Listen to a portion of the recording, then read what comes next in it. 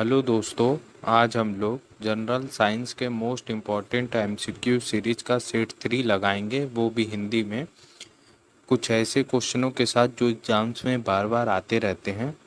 तो अगर आपने मेरा सेट 1 और सेट 2 नहीं देखा है तो आप प्लेलिस्ट में जाकर उसे देख सकते हैं। तो चलिए आज सेट 3 का स्टार्ट करते हैं। तो आज का क्वेश्चन है 61वां क्वेश्चन। 60 तक मैंने 2 सेट में करवा दिया है। तो चलिए शुरू करते हैं। 61, निम्नलिखित में से कौन सी विद्युत चुंबकीय तरंगों का तरंग दैर्ध्य सबसे अधिक होता है? तो इसका आंसर है ऑप्शन डी, अवरक्त किरणों का तरंग दैर्ध्य सबसे अधिक होता है। 62वां क्वेश्चन है, किस धातु का गलनांक सबसे अधिक होता है? तो इसका आंसर है टंगस्टन का गलनांक सबसे अधिक होता है। 63वां क्वेश्चन है, सबसे हल्की धातु कौन सी होती है? तो सबसे हल्की धातु लिथियम होती है, ऑप्शन ए। ध्वनि की गति सर्वाधिक होती है, तो ध्वनि की गति सर्वाधिक स्टील में होती है। ये मेरे इसका आंसर गलत दिया है, आंसर होना चाहिए स्टील, ऑप्शन डी।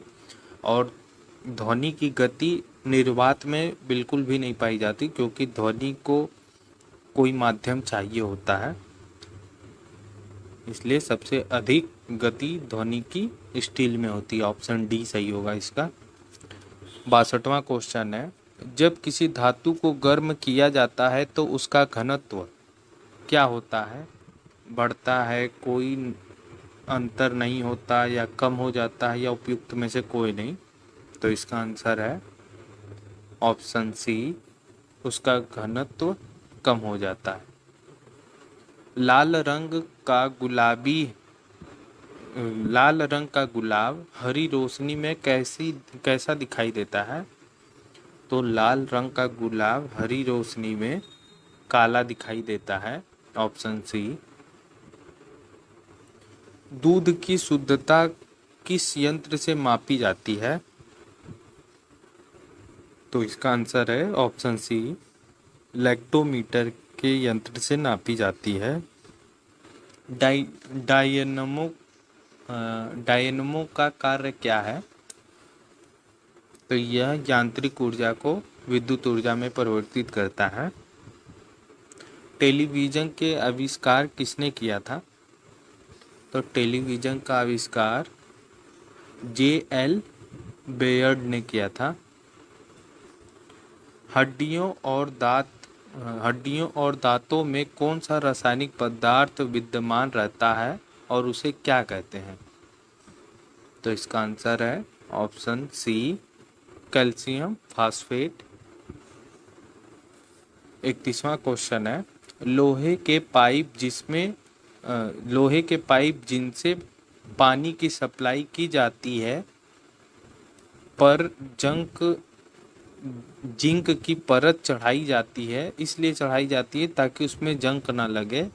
इस परत चढ़ाने की प्रक्रिया को क्या कहते हैं?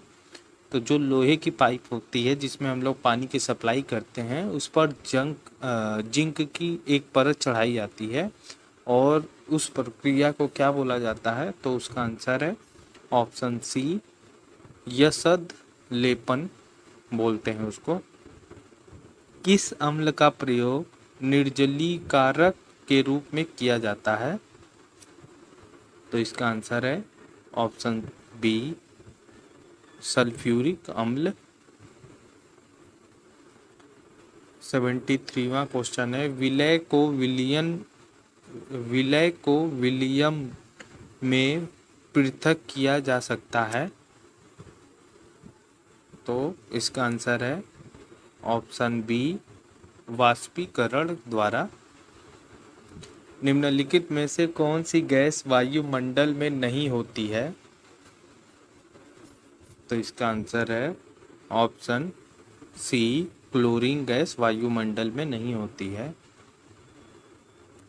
पोटेशियम क्लोरेट को गर्म करने पर कौन सी गैस निकलती है? तो ऑक्सीजन गैस निकलती है। समुद्र के पानी से नमक निकालने के लिए निम्नलिखित में से किस विधि को अपनाया जाता है? तो इसका आंसर है वाष्पीकरण विधि से पानी से नमक निकाला जाता है, जो समुद्र का पानी होता है। किस प्रक्रिया द्वारा तेल को वेजिटेबल घी में परिवर्तित किया जाता है? तो इसका आंसर है ऑप्शन ए, हाइड्रोजनीकरण द्वारा तेल से घी को बनाया जाता है या परिवर्तित किया जाता है। 78वां क्वेश्चन है, सिरके की प्राकृतिक अम्लीय किसके कारण होती है? तो सिरके की प्रकृति अम्लीय एसिटिक अम्ल के कारण होती है। ये भी पूछता है कि सिरके में कौन सा अम्ल होता है, तो उसका भी आंसर एसिटिक अम्ल बोला जाता है। 78वां क्वेश्चन है, पॉलीथीन का औद्योगिक उत्पादन किसके बहुलकीकरण द्वारा होता है? तो इसका आंसर है इथाइलिन के कारण पॉलीथीन का औद्योगिक उत्पादन होता है। 80वां क्वेश्चन है, खनिजों और चट्टानों में कौन सा तत्व सबसे अधिक पाया जाता है?